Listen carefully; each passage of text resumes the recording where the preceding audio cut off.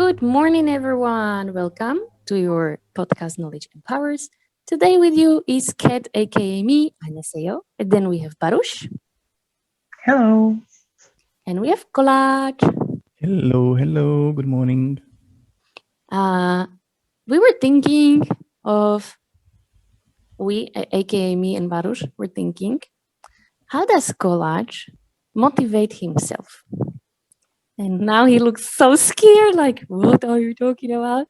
But Collage, what is your motivation? How do you set up your goals? How do you push yourself forward? What do you do? In times when you don't want to go forward. Yeah, in times I don't want to go forward, I don't. Simple as that. No, I mean, motivation is really complex thing, I would say. And we can see it based on how many theories there are. There is Maslow's pyramid of needs, where you have a pyramid of pyramid of needs, basically, as the name says. So going about the safety and self-actualization, physiological needs at the bottom, and all this stuff. Then there are other theories like intrinsic and extrinsic motivation, or Herzberg's two factors motivation theory about hygiene factors and motivators factors. Like, okay, so it's more about this intrinsic achievement, recognition, responsibility, advancement theory. Like, okay, so this is what motivates you, not the money or whatever material stuff that you have. And then there is I would say humanitarian look on it, when I compare it with theory from Alfred Adler, who is talking about 4Cs, like connected, capable, counts, and courage, which is about belonging, competence, contribution, and overcoming fear and challenges for like belonging into the group. So again, a totally different style of motivation, that you need to be connected, that you need to be responsible. And again, it's more about intrinsic motivation. How I keep motivated, I haven't ever thought about it, that there is like one thing which I do and that's what keeps me running. I think it's motivation is mostly your inner feeling, like how you feel about things and how you set your mindset on it. So it's not that today I wake up and I'm not motivated, and tomorrow I am motivated, or like today I go to work or do some exercise and that's it, and I'm engaged, or I'm overly, I don't know, overperforming. I think it's more of this long-term setup that you decide what's your attitude towards the thing. Like, okay, so you want to go to work and you can have a bad day. It doesn't mean that you are not motivated to go there. You mentioned fear, Collage, within the social environment, right? And I want to ask, like, would you say what works better for motivation? Is it reward or like fear of failure or fear of loss? Or the other counterpart is what the motivation of achieving something. I think that both are working well, because our brain has several biases, cognitive biases, which work there. One of them is actually this avoiding of loss of anything. If I don't need to lose, I don't want to. So that's one of the things which will motivate you. When it comes to any motivation, I would say that also achieving something and noticing it and recognizing it is really important. And I would say it's more sustainable. That's a buzzword these days. Sustainable. That you do this recognition, then you are being scared of. When you are scared of, it triggers adrenaline and stress and everything like that. And you perceive it a bit more like, I need to do it, otherwise I'm afraid that I will lose the job. Yeah, but it's sort of what you just said sounded more of like a theory, like I'm reading a book. give us example what motivates you, or let me rephrase it. Do you even reward yourself that later whatever goal you set up will trigger the motivation? Give us real examples what work for you. You named my weakness there. What, you don't reward yourself? Yeah, exactly. That's the hardest part for me when it comes to transformation to changes. It's the integration part. So whenever I reach a new status quo, whenever I achieve something, that's the hardest part for me, is to reward myself. And usually I just like, oh, I done it. Okay, next goal, then, and I'm going forward. So so yeah, that doesn't work with me. Maybe what motivates you is fulfilling goals. That's maybe you're achiever. Maybe that's what you are. I'm achiever, and I'm in partial overachiever. Killer. I like to compete with people, so competition is great for me. So it comes to any games, you know, like we've played Scrabbles or whatever competition games you can think of, and having these points counting up or down is really great for me. And that forces me to but it's usually after the game, to stop and rethink the strategy or rethink whatever we are doing wrong. So I like to measure my things, whether it's with work or outside of the work. So I can't do things just like, hey, do this because it's gonna improve our environment. Like, okay, but how should I know that it's gonna improve? So I like to measure things. I like to see data. I like to do surveys, do some quantitative measurements, surveys, questionnaires, whatever numbers you can count of. Give me rating from 1 to 10, just so that I know that at least I'm moving forward or behind or something like that. So for me, for example, when I'm requesting feedback after the session, I'm not asking like, okay, did you like, or like, how did you like the session, or give me comment, but I also give there always the rating, because it's nice to have a feedback, qualitative feedback. So words like, yeah, you've done it great, we like it, but that doesn't say much about how far you are on the scale. So that's the thing there. Use the quantitative and qualitative together is the best. What else is there about the motivation during the tough times, when there is chaos? I focus. It's not. I would say it's about the mindset. So to focus on the next thing I can do. So the motivation is either the loss or achievement, or something like, okay, I want to achieve that, or I don't want to lose that. And there is this, and I guess Shell would be able to talk more about these things. She's good at training ducks, and she knows all this split, like how we can reward or threaten the person. And yeah, I mean, I don't know. I like you started the thing about the achiever and the killer, like from gamification. Yeah. So we have other two types, as far as I know, that should be socializers and explorers. Yes. So I like this part. In the gamification, you can actually divide people in the team into these 4 categories, or let's say mix of them, because most of the people like overlap at 1 or 2 or even more types. Yeah, it's funny thing that from the experience, I've run several of these gamifications, and from what I observed, there are 4 groups, but one of them is almost never being used, and that's the killer. Like, that's like most attractive, I would say, for the games, to compete and overkill others, like really get the distance when it comes to that. The huge competitors, that most people are about these explorers and socializers. So they want to check it out, they want to explore what's going on, and the community is what sticks actually these people together. So community, connectedness, belonging, all together. We did some experiment, let's call it experiment or pilot, in our formatting, or in my formatting.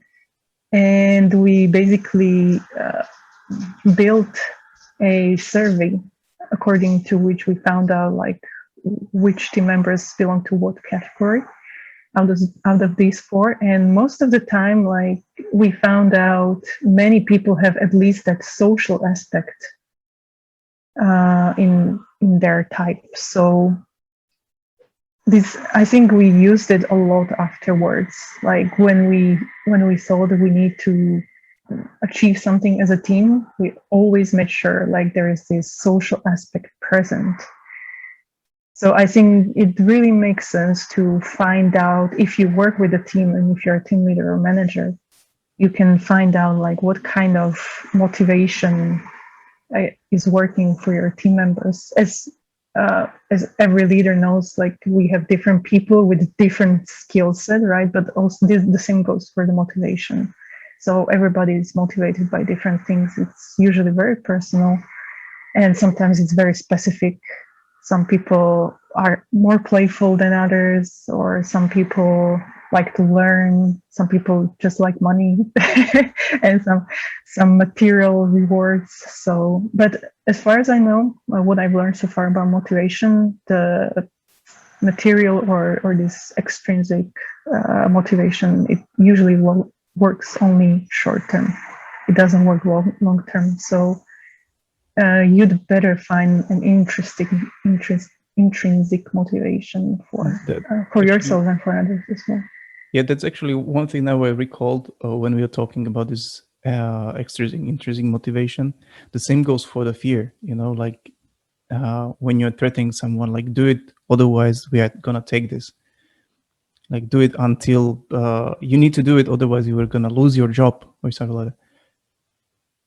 You can't do it forever, the same thing, or you can't use the same threat all the time, because people will go numb against it regards that. So that's like, okay, so you were saying it all the time for the past half of the year. I got used to that. I don't really care anymore. So I would rather do it the opposite way. And the other thing which you mentioned, that you found out that people are social. It's funny thing that everything about humanity is about belonging. We want to be part of the community. We want to belong. Because we know that if we belong to a community, we survive. We have a higher chance to survive than when we are alone. And that's why all the socializing, or even if you tell your goal to somebody else, that's another way how to motivate yourself. Like, you're gonna give this social aspect towards that goal. Like, I'm gonna do it, and you know about it that I'm gonna do it. Suddenly, it has higher chance to you have a higher chance to succeed because you told it to someone. Again, and you want to belong. You don't want to betray that person. So exactly, that's social responsibility, right? Yep. But Baruch, Katka, you had difficult times and recently. How did you kept up your motivation up? Was there something special? For myself, I'm not sure if I did something special. And interesting thing is, like, when I look at others in work, I know better what motivates them than what I'm motivated by. But it goes for honestly anything about myself. I usually don't see myself as clearly as I see others. So usually I know if I, for example, set up very difficult goals or very large goals, I usually don't tend to fulfill them. So when I try to motivate myself, I set up goals specifically, but I break them down if they are large, to something smaller and preferably fun, because I am a playful person. So I like to have fun while I work. So usually I try to, if it's really something boring and I, for example, listen to music, right? So if I need to learn something, I will put music on the background and I listen to it. So usually I know how to make it easier for me to fulfill goals. I wouldn't say that I know exactly how to motivate myself, but I know what to avoid, at least not to demotivate myself. When you're saying that you know what motivate others, how are you using that? Usually it is I really like those 4 types from the gamification, because I think it's quite easy to recognize even without any kind of tests or surveys to find out like what triggers people. When you see some people who like to do the best, they know they are either achievers or killers, right? And if you see like they don't care much about the others in the process, it's very clear they are killers, right? So when I use it, I would usually, for example, for achievers and killers, of course, I would give them appropriately difficult goals, right? But for socializers or explorers, I would make it more interesting. For example, my side is achiever/explorer. So the explorer part is I want to be excited by new things. So if I see people like that, I like to keep it novel. I like to like introduce new stuff and make sure that there is something to discover during work. So yeah, that's how I would motivate other people. That's how I would use this 4 types. Okay. So you say that you make people motivated. I wouldn't say exactly motivated, but I try to use these, let's say, types to team's advantage, to business advantage. I wouldn't say it's. Would you say it is possible to motivate people if they don't feel motivated at all? Like, do you think you can, like, they can find it with your help, or do they need to find it for themselves? Maybe we can play a small game regarding this. Oh, Katka, you unmuted yourself. Maybe you want to say something before we go there? I think it is possible that someone else motivates a person, because I have few people that contacted me that when they were on my education, and they said they like the way I present, or they see a specific skill and they go, could we have like few calls, or could you help me with this? Because I find it like intriguing and I'd like to learn. And that inspires them and sort of puts that small fire in them, like that's their motivation to approach me. And with my help now, they are able to move forward, for example. So I think it is possible that someone else is motivating. Okay. Baruch, any statement before we go forward a bit? I think, I mean, from my experience, I cannot claim I read some studies or articles that would prove one or the other. But from my experience, if people want to do something, they will find motivation either in themselves or they look up to others to try to find that motivation. But if there are people who basically don't want, no matter what, then you can do impossible and they still wouldn't do what you expect them to do. So that's my experience. Cool. Okay, great. So those who are watching us, they see that I'm sitting right now. Baruch, Katka, you have a task. Motivate me to stand up. Okay.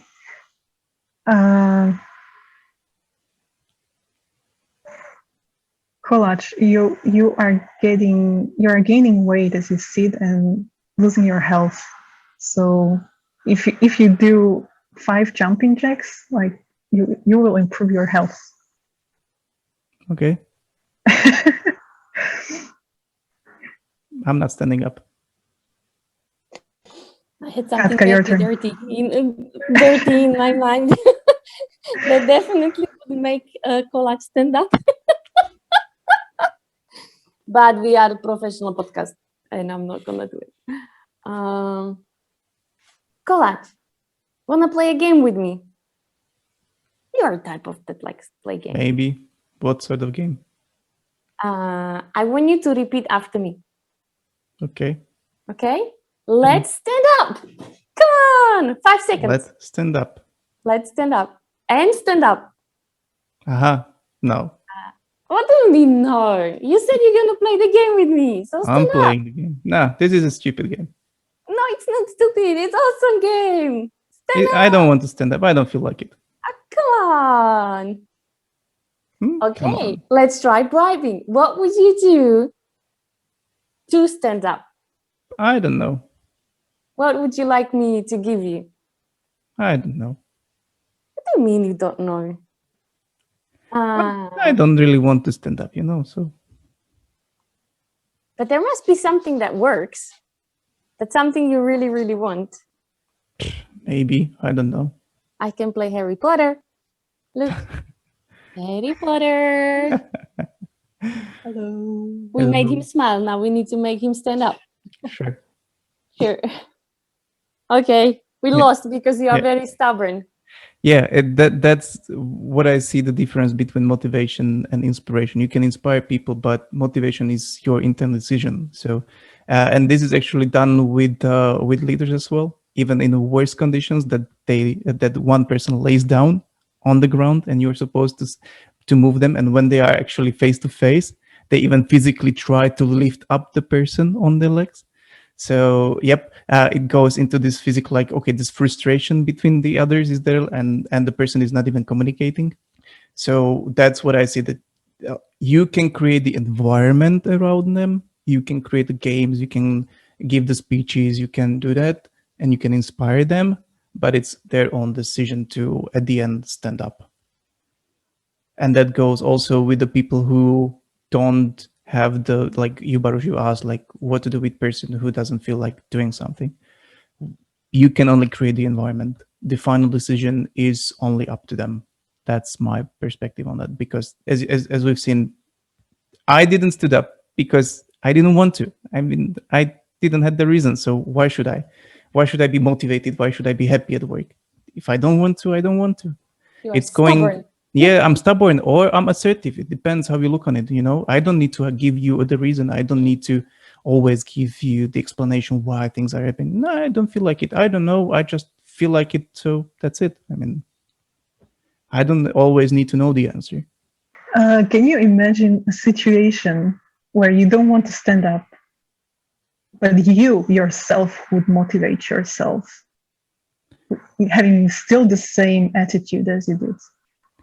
Well, that's where I see that motivation, your internal motivation kicks in. That's the moment where you are looking for either your past experience, or you're trying to reach out to your strengths, or to all these motivator factors, like, okay, what I want, what I need, what are my values, so that I'm doing the right thing for the right purpose, for the right cause, So that's when I don't want to wake up, or I don't want to get up out of the bed because I feel just tired, but I know that I want to help people learn more. So I'm going to wake up or stand up because I'm going to turn on and record this podcast, So that's how you actually connect it, that there is always this bigger purpose behind things for what I want, or how I want to help with achieve something. So that's when it kicks in. Find the bigger picture, and that's the only way how you get motivated. So you think also other people could find a bigger picture if, for example, team leader or manager finds it? Do you think it would work instead of yourself if you find it yourself?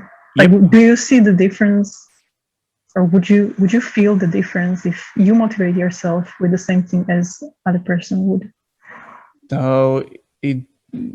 The same, yes, but in in a way that same thing can mean different means for us. Like, we are getting money. Everybody is getting money in the work, but everybody uses them differently, or slightly differently. I'm going to work to earn money so that I can feel independent. For me, money means freedom. For somebody else, it means, for example, belonging, because I can bring money home and give it to others, give it to my children, my parents, somebody to split it. So again, they are achieving it, or they are earning money to belong to the family or whatever. Others are earning money to go somewhere, to go for vacation, to exploration. So again, that's totally different aspect, So one thing can mean different stuff for everybody else. So I can get motivated the same way or for the same thing, the same element as the others, but it would have a different purpose. And maybe that would be all from us. And in that case, you can listen to us anytime you guys want. We always publish every new episode that we do shoot on every Monday. And in that case, it's 안녕하세요. Bye-bye. Bye. This podcast represents our own opinions, experience, and our own ideas. We do not represent any official statement from our employers, and this is not their official channel representing the company.